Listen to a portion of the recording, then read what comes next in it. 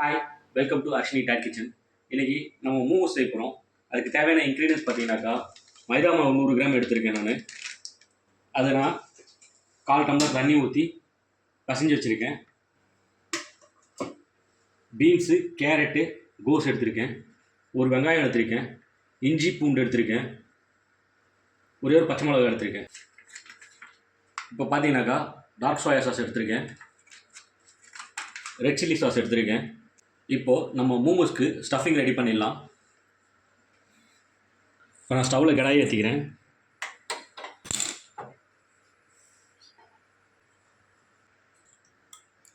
இப்போ இதில் ஆயில் சேர்த்துக்கிறேன். கடாயில்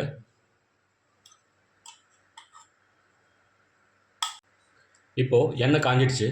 இதில் ஃபஸ்ட்டு நான் பூண்டு சேர்த்துக்கிறேன், 1 டீஸ்பூன்.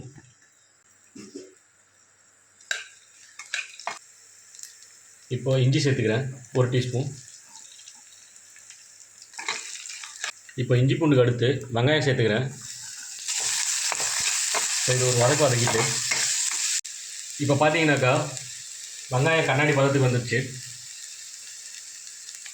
இப்போ இதில் நான் கேரட் சேர்த்துக்கிறேன். கேரட் ஒரு வதக்கிட்டு பீன்ஸ் சேர்த்துக்கிறேன். பீன்ஸை ஒரு வதக்கிட்டு கேபேஜ் சேர்த்துக்கிறேன். க்ரீன் சில்லி ஃப்ளேவருக்கோசம் சேர்த்துக்கிறேன். இதை லாஸ்ட்டாக எடுத்துருவேன் நான். நல்லா வெந்துடக்கூடாது, ஆஃப் பாயிலே இருக்கணும் வெஜிடபிள்ஸ், அப்போ தான் க்ரன்ச்சியாக இருக்கும் சாப்பிடும் போது, மோமோஸ் சாப்பிடும். இதில் 1 டீஸ்பூன் சோயா சாஸ் சேர்த்துக்கிறேன்.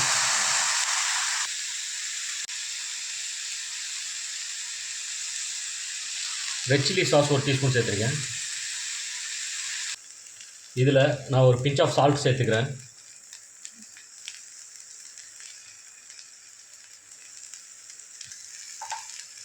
இதில் ஒரு 1/4 டீஸ்பூனுக்கு கம்மியாக பெப்பர் சேர்த்துக்கிறேன்.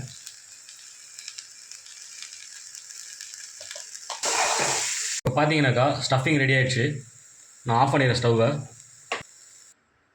இப்போ நான் இந்த மாவை பிசைஞ்சு வச்சுருக்கேன். இதை நான் உருட்டிக்கிறேன்.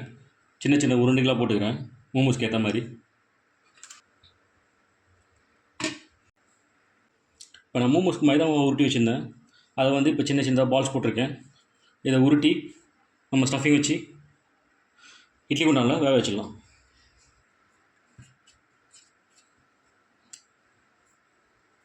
இப்போ நான் மாவு உருட்டிக்கிறேன்.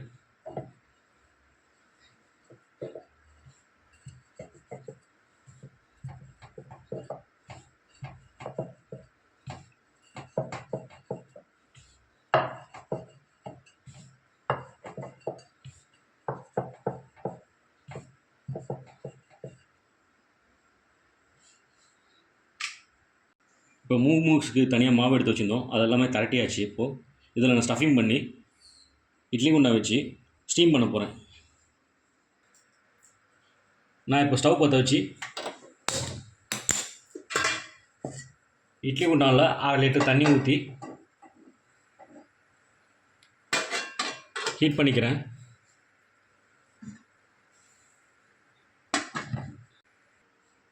இப்போ நான் ஸ்டஃபிங் ஆரம்பிக்கிறேன்.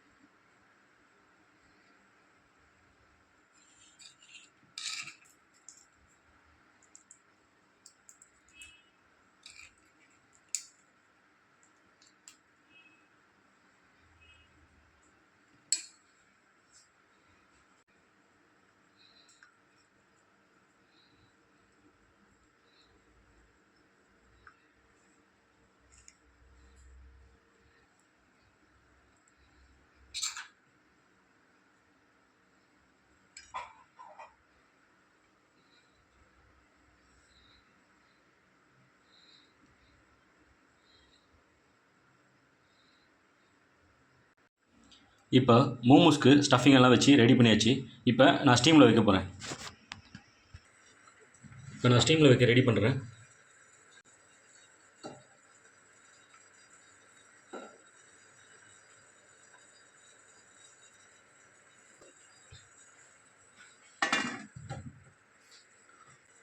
ஒரு 10 நிமிஷம் மீடியம் ஃப்ளேமில் வச்சு வேக வச்சு எடுத்துடலாம். மோமோஸ்க்கு இப்போ மோமோஸ் வந்து குக்கரில் வந்துட்டுருக்கு. மோமோஸ் கோசம் சட்னி ரெடி பண்ணுறேன். இப்போது அதுக்கு ஒரு தக்காளி எடுத்திருக்கேன், 5 வரமிளகாய் எடுத்திருக்கேன். அதில் ஒரு டம்ளர் தண்ணி ஊற்றி ஸ்டவ்வில் ஏற்றுறேன். இப்போ நான்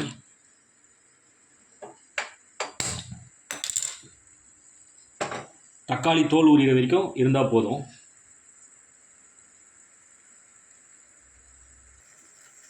இப்போ தக்காளி தோல் காய்ந்த அளவுக்கு வெந்திருக்கு. இப்போ இதை ஆஃப் பண்ணி கொஞ்சம் ஆற வச்சு சட்னி ரெடி பண்ண போகிறேன்.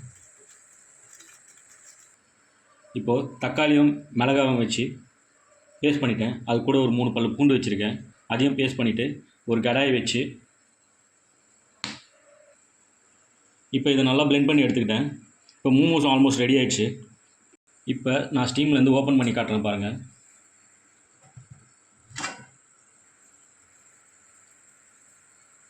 இப்போ எல்லா மோமோஸும் ரெடி ஆகிடுச்சு. நான் மோமோஸ் ஸ்டவ் ஆஃப் பண்ணிக்கிறேன். இப்போ நான் சட்னி மேரினேஷன் பண்ண போகிறேன். இப்போ நான் ஸ்டவ்வில் கடாயை ஏற்றிக்கிறேன். அதில் ஒரு ஸ்பூன் எண்ணெய் ஊற்றிக்கிறேன். இப்போது எண்ணெய் ஹீட் ஆகிடுச்சு. வச்சு வச்ச பேஸ்ட்டை நான் அதில் ஊற்றிக்கிறேன். இப்போ நான் சிம்மில் வச்சுருக்கேன்.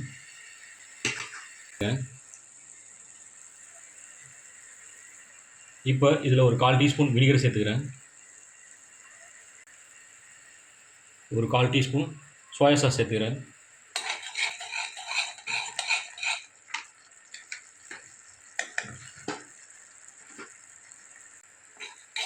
மோமோஸ் சட்னி ரெடி ஆகிடுச்சு. நான் இப்போ பிளேட்டிங் போகிறேன்.